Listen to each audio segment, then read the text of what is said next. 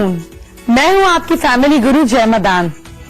आप जानते हैं आज मैं आपके लिए बहुत इंटरेस्टिंग चीजें लाई हूं और साथ साथ सीजन शुरू हो रहा है शादी का, तो आपको बताऊंगी शादियों के लिए आप क्या खास करें। शादियों में जाना हो, अपनी शादी हो या शादी नहीं हो रही हो, इन सब चीजों के बारे में मैं आपसे बात करने वाली हूँ, लगातार करती रहूंगी।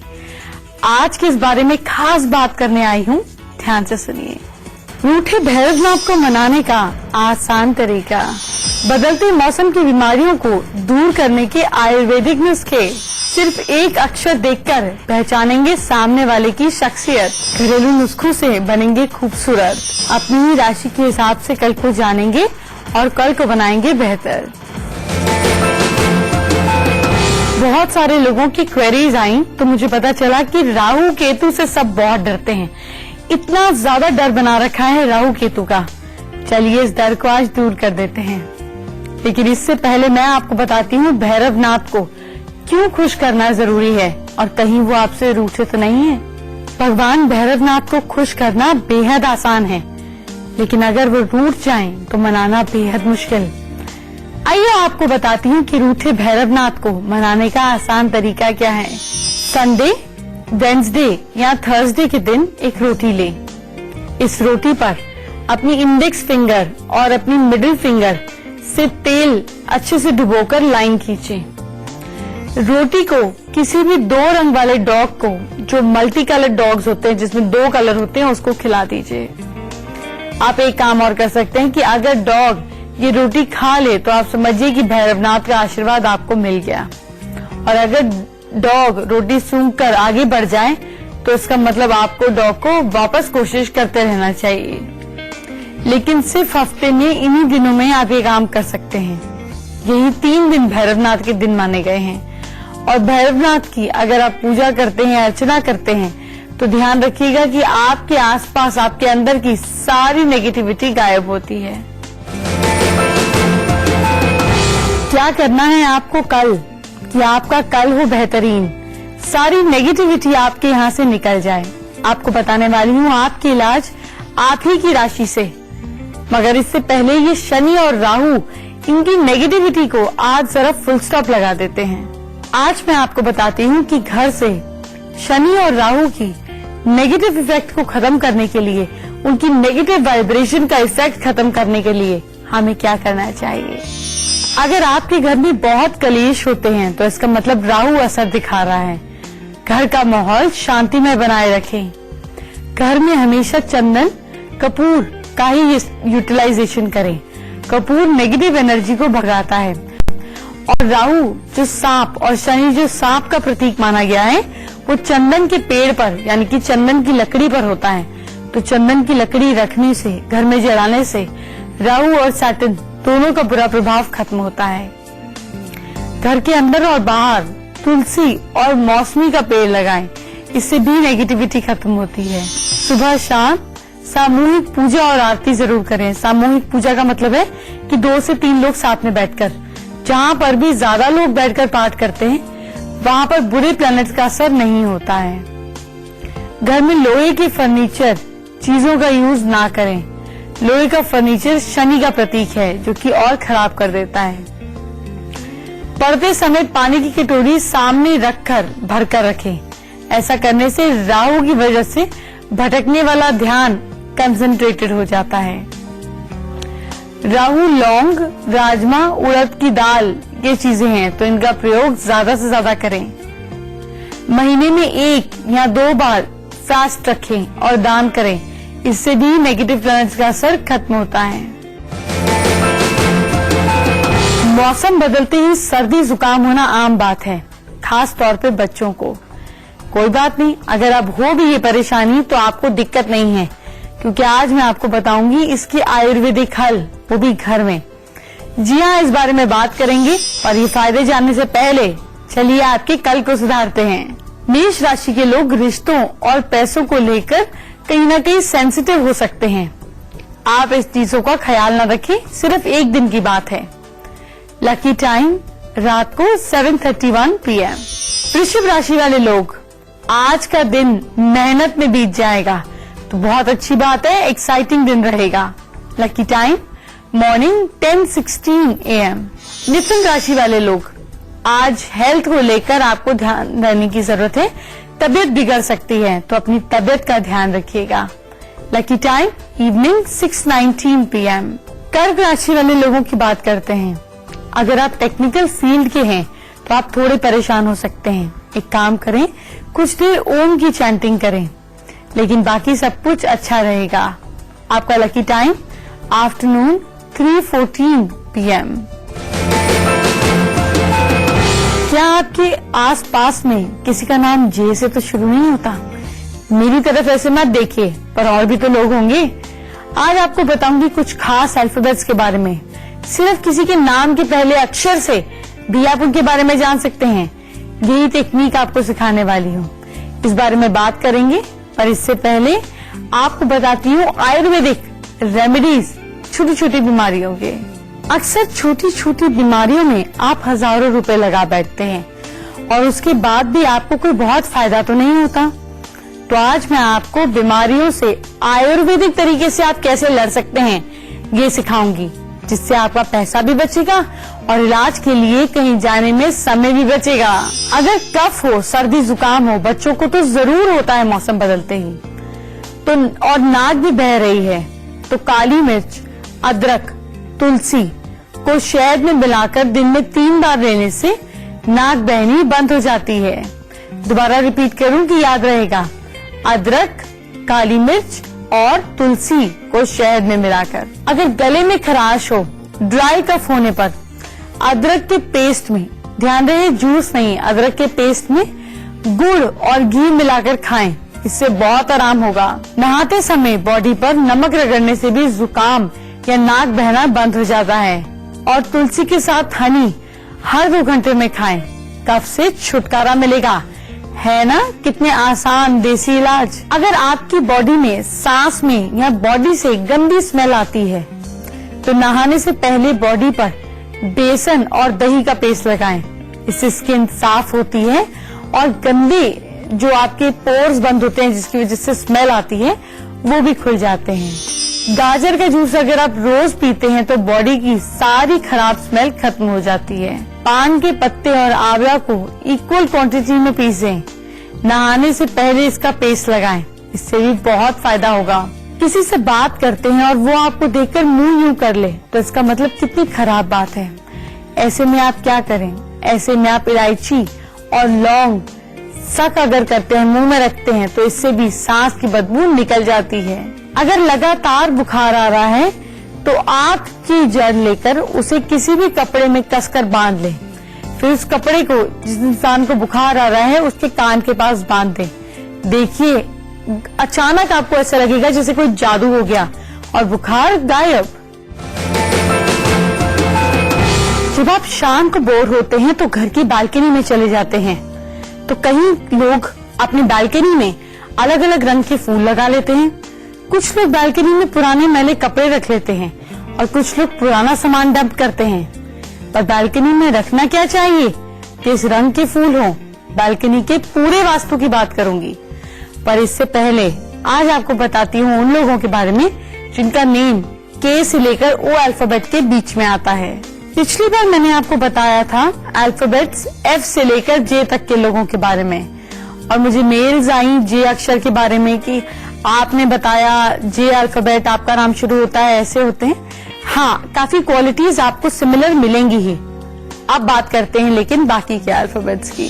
जिन लोगों का नाम के अल्फाबेट से शुरू होता है, ऐसे लोग स्मार्ट और समझदार साथी को पसंद करते हैं। समझौता बिल्कुल नहीं करते, पहले अपने बारे में ही सोचना ज्यादा पसंद करते हैं। कभी सख्त और कभी नर्म स्वभाव के लेकर चलते हैं, मतलब अचानक मूड स्विंग हो जाता है।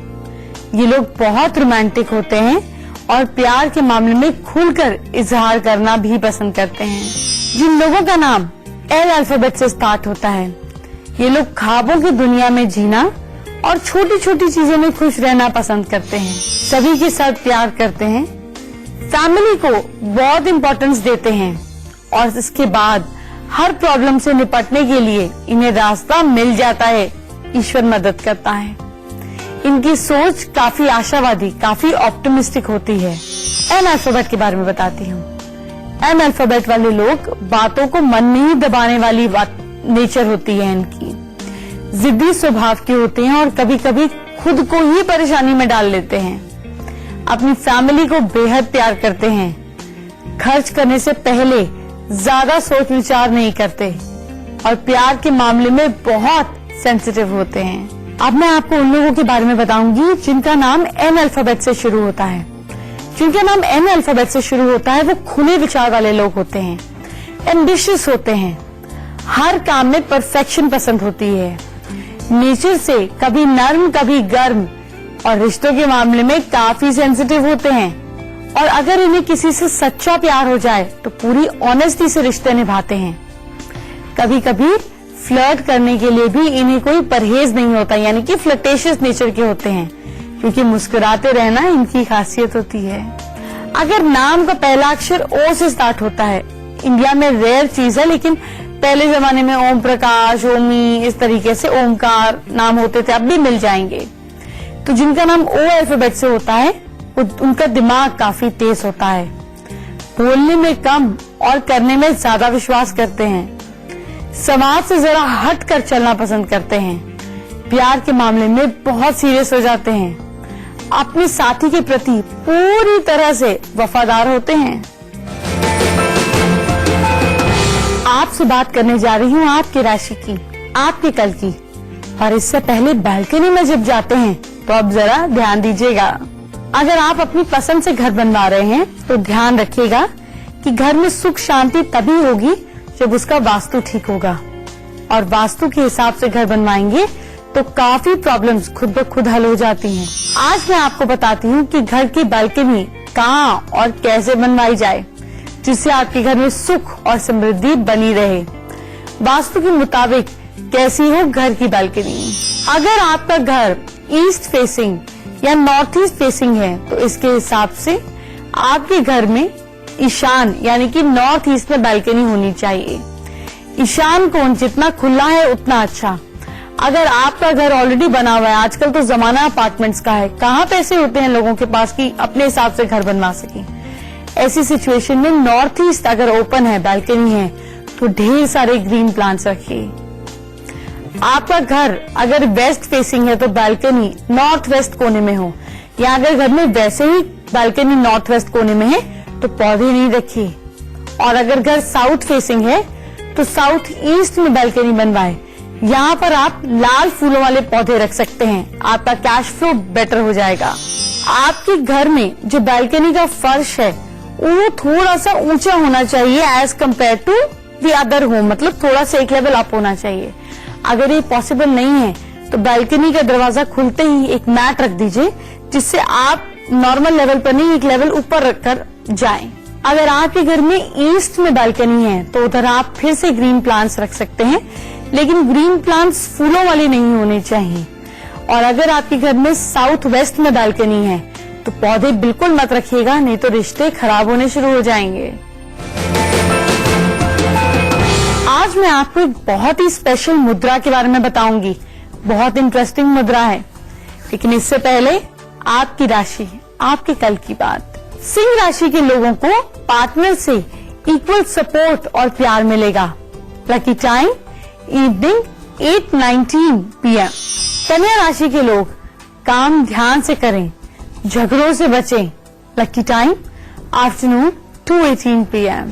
तुला राशि के लोग, आपका जो सपोर्ट है आपके पार्टनर के रुके हुए काम के लिए बहुत बेटर है, तो अगर आपका काम रुका हुआ है तो अपने पार्टनर की तस्वीर साथ में ले जाएं। Lucky time morning 9:31 AM। वृश्चिक राशि के लोग, बिजनेस में भी बहुत अच्छा फायदा होगा, तो इसलिए लकी टाइम नोट कर लीजिए। लकी टाइम है मॉर्निंग 11:37 AM। स्किन एलर्जिक है, आपकी स्किन पर रैशेस जल्दी जल्दी पड़ जाते हैं, तो चलिए आज इसका भी हल निकाल देते हैं। लेकिन इससे पहले एक खास मुद्रा, पृथ्वी मुद्रा की बात आपको बताती हूँ। सबसे पहले पृथ्वी मुद्रा बनाते कैसे हैं। रिंग फिंगर को अंगूठे के आगे के पोर्शन से लगाएं, बाकी उंगलियां सीधी रखें। ऐसा करने से आपकी बॉडी जो है, अगर बहुत पतली है, आप वेट गेन नहीं करते, तो इससे वेट गेन होता है, आपकी बॉडी का वेट बढ़ता है।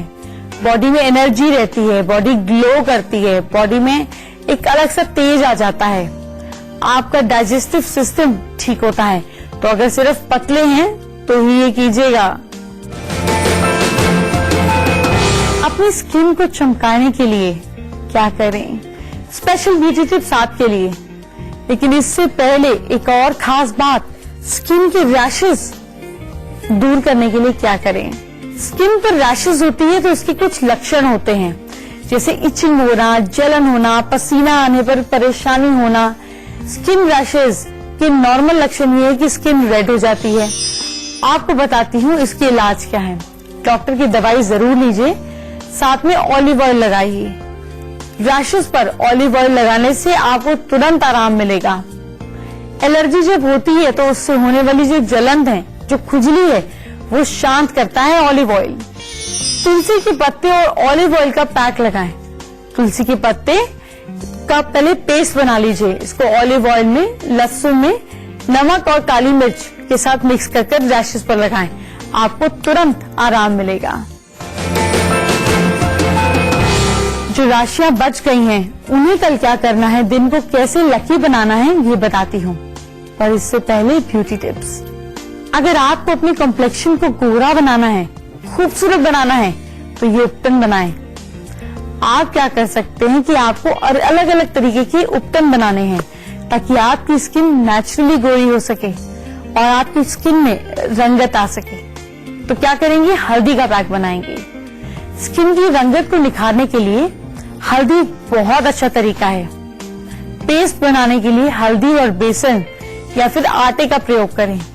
हल्दी में ताजी दूध की मलाई और साथ में ओटमील को मिलाकर गाढ़ा पेस्ट बना लीजिए।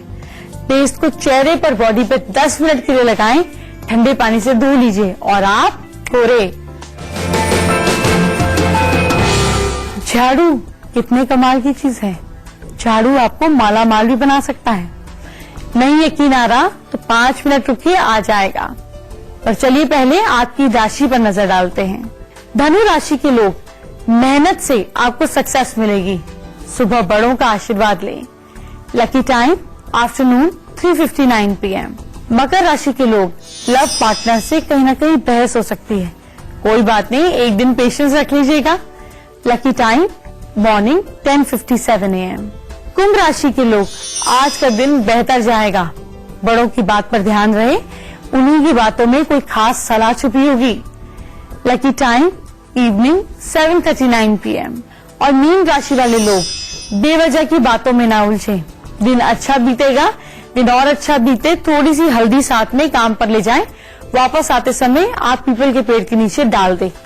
Lucky time evening 8:34 PM। झाड़ू आपको बना सकता है अमीर। यकीन नहीं आ रहा तो 2 मिनट इंतजार कीजिए, पर इन 2 मिनटों में आपको बताती हूँ कि मुझसे बातचीत कैसे करनी है। मुझसे बात करने के लिए मेरी ईमेल आईडी नोट करें, familyguru@itnetwork.com। अपनी प्रॉब्लम्स मुझे लिखकर भेज दीजिए। आपके मन में कोई दुविधा हो, किसी चीज को लेकर सोचते हैं, प्लीज मुझे लिखकर भेजिए। आपकी प्रॉब्लम्स का इंतजार रहेगा। आज हम साक्षी का सवाल लेते हैं, जिन्होंने इंग्लिश लिटरेचर में PhD किया हुआ है, लेकिन एक एग्जाम में अटकी हुई हैं। साक्षी हल निकालते हैं। साक्षी अपनी बुक्स, अपना करिकुलम और अपनी डेट शीट जो आप अगला एग्जाम में प्रिपेयर करेंगी, इसको वेस्ट और साउथ वेस्ट के बीच में रख लीजिए और एग्जाम क्लियर करने के बाद जो आपको डिग्री मिलेगी उसको नॉर्थ वेस्ट में दीवार पर लगा दीजिए और जिस पेपर को लगाएंगी प्रिंट आउट में उसके पीछे स्वास्तिक बना दीजिएगा। आपका काम हो जाएगा। घर में झाड़ू कहाँ रखा है? यही झाड़ू आपको माला माल बना सकता है। यकीन नहीं आ रहा तो आप सुनिए। जब घर में झाड़ू का इस्तेमाल ना हो तब उसे नजरों के सामने से हटाकर रखें। झाड़ू को कभी भी खड़ा ना रखें, नहीं तो लक्ष्मी घर के बाहर चली जाएगी। और झाड़ू पर आने जाने वालों के पैर ना लगने दें, इससे माँ लक्ष्मी का अपमान होता है। झाड़ू को हमेशा साफ रखें। ज्यादा पुराने झाड़ू को घर में ना रखें और झाड़ू को कभी भी जलाना नहीं चाहिए, नहीं तो पैसे को आग लगती है। और सैटरडे को पुराना झाड़ू बदलना चाहिए ताकि आपके मनी में रोटेशन आ सके। शनिवार के दिन घर में खास साफ सफाई रखें, क्योंकि इस दिन अगर आप घर से नेगेटिविटी बाहर निकालते हैं तो ये सबसे बेहतर रहता है। और घर के मेन डोर के पीछे एक छोटी झाड़ू टांग कर रखें, इससे घर में माँ लक्ष्मी की कृपा बनी रहती है। वक्त हो गया है जाने का, लेकिन बात करते हैं कल की। कल आपको बताऊंगी कि कैसे आपको फायदा हो सकता है छोटी छोटी रेमेडीज कर। कल आपको बताऊंगी घर में लगी हर पेंटिंग आपकी किस्मत से जुड़ी है। ढेर सारी चीजें और आपके लिए लेकर आऊंगी, इसलिए कल इसी समय मेरा इंतजार कीजिएगा। आपसे करनी है ढेर सारी बातें। अपना ख्याल रखिएगा। Bye bye, take care.